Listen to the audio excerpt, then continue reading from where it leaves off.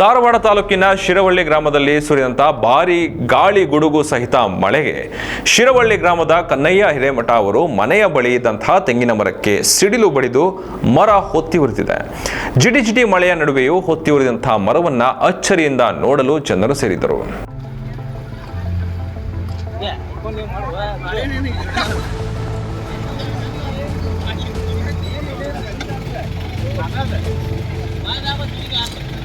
ಏನಾರ